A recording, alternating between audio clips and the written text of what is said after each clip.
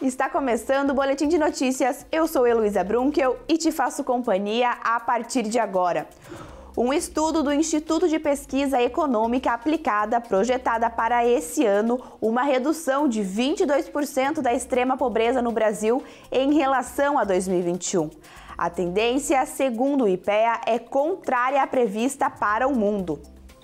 Enquanto no mundo a previsão é que a extrema pobreza apresente um crescimento de 15% até o fim de 2022, de acordo com a Organização das Nações Unidas, no Brasil, o país deve apresentar uma queda de 22% nesse mesmo indicador, segundo projeções do Instituto de Pesquisa Econômica Aplicada, o IPEA. As quedas mais fortes estão na região norte e nordeste, com destaque para o Acre, Bahia, Pernambuco, e o Rio de Janeiro entra ali nos top 10 de quedas. É o único estado fora do norte e nordeste em que você tem uma queda expressiva na pobreza. Mas, em geral, você tem uma queda generalizada na pobreza por conta das ações do Ministério da Cidadania. Ainda segundo o presidente do IPEA, a ampliação do programa de transferência de renda feita pelo governo federal é o que possibilitou essa redução da extrema pobreza no país.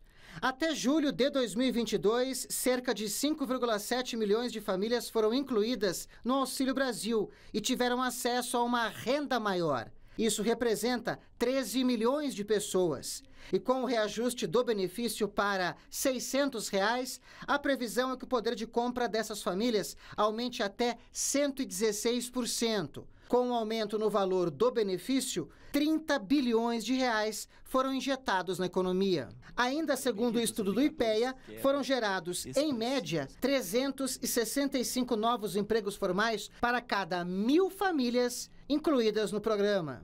Chegamos a um número de mais de 20 milhões de famílias brasileiras assistidas.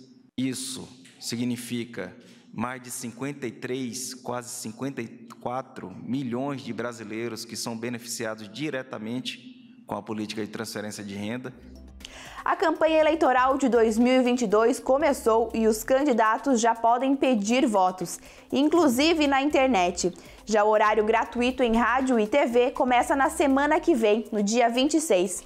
O eleitor deve definir 5 votos para eleger o presidente, governador, senador, deputado estadual e federal.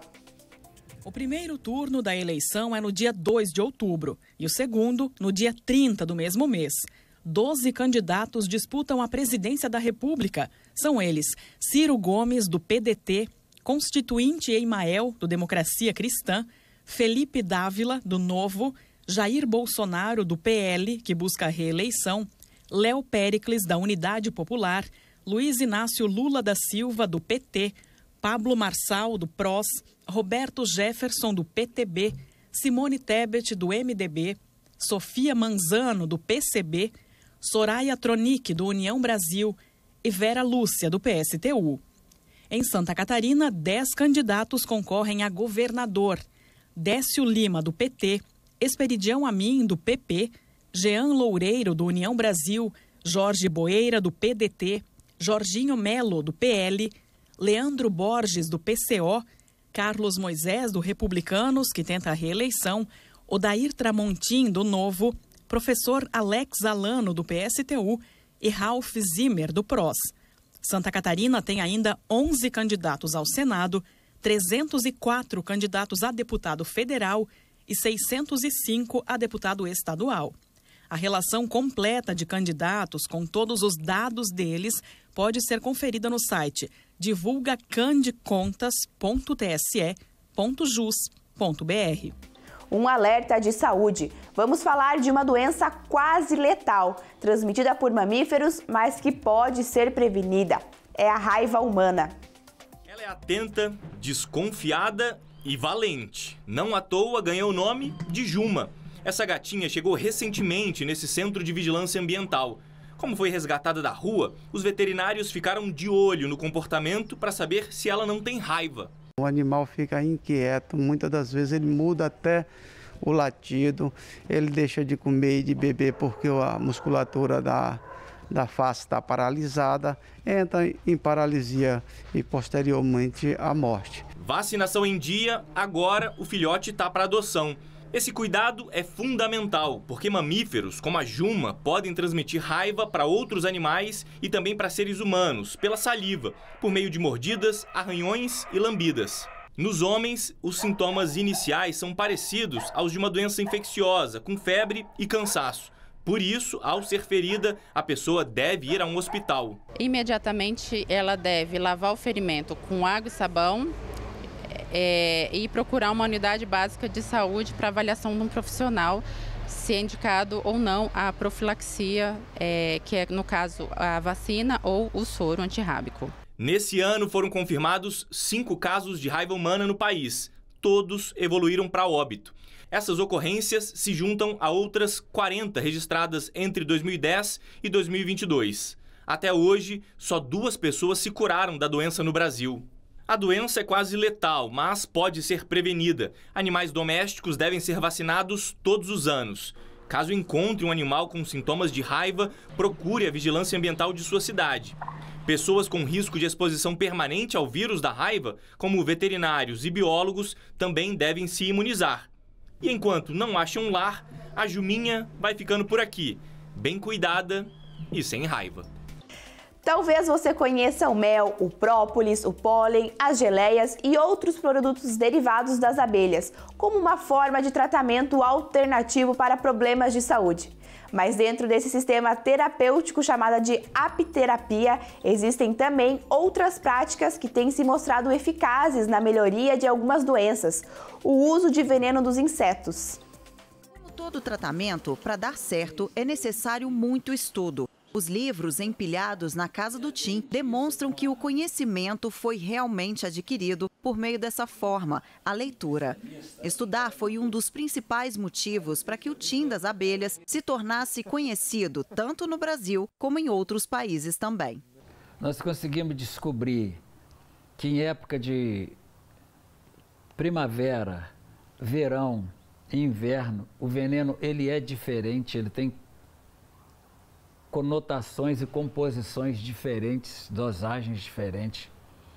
Nós conseguimos equilibrar e dosar para várias pessoas, para vários tipos de doenças, uma quantidade X de ferrões. Ao longo dos anos, o Tim foi passando os ensinamentos para o filho, o Albert, que atualmente é quem faz as aplicações dos ferrões das abelhas nos pacientes que vêm até aqui buscar tratamento. O procedimento consiste em colocar as abelhas vivas nas regiões do corpo em que o paciente precisa ser tratado. Elas picam propositadamente a pessoa, de forma controlada, liberando o veneno para obter efeitos analgésicos, anti-inflamatórios, estimulantes do sistema imunológico, entre outros propósitos. A apiterapia é recomendado para artrite, artrose, tendinite, problema de coluna, cervical, lombar, problema no nervo ciático, problema no joelho, ligamento. A gente faz também para ansiedade, depressão. O senhor Domingos já trata os problemas de saúde com as picadas de abelhas faz tempo. Eu tive um problema no joelho que eu perdi o ligamento anterior e o menisco. E na época o médico me falou que não ia fazer a operação. Aí eu vim aqui. Aí ele fez a aplicação aqui no joelho, mas melhorou muito. A busca pelo tratamento com as abelhas já somou pelo menos 2.000 por semana. O que o Tim espera deste trabalho realizado por meio da filantropia é que ele se expanda e seja cada vez mais reconhecido. E um reconhecimento real. A artista plástica brasileira Jaceline, de Foz do Iguaçu, no Paraná, não esperava o que viria ao pintar um retrato da Rainha Elizabeth do Reino Unido e enviar a obra para o Palácio Real. A artista plástica Jaceline Vulczak estuda a técnica da aquarela e pintou um retrato da Rainha Elizabeth na ocasião das comemorações pelo Jubileu de Platina. Jaceline caprichou nas pinceladas suaves, gostou do resultado final e enviou a aquarela para o Palácio de Buckingham. Essa semana veio a surpresa. Quando meu irmão ligou, eu estava no meu trabalho, ele me enviou uma mensagem dizendo que chegou uma correspondência de Londres para mim. E a princípio eu fiquei assim surpresa, daí depois eu me toquei que poderia ser de lá. Eu perguntei para ele se era do Palácio de Buckingham e ele confirmou. Então, nossa, para mim foi uma surpresa enorme, muita alegria de ter o reconhecimento, né, de lá, de um país que valoriza a cultura, a arte. E nós aqui, artistas, né, do Brasil, de Foz principalmente, né, somos muito pobres culturalmente, né, a falta de incentivos, de locais para exposição. Então, receber, né, uma correspondência vindo lá do Palácio de Buckingham em forma de agradecimento pela mensagem foi muito gratificante. Está terminando o Boletim de Notícias. Obrigada pela sua companhia. Tchau e até a próxima.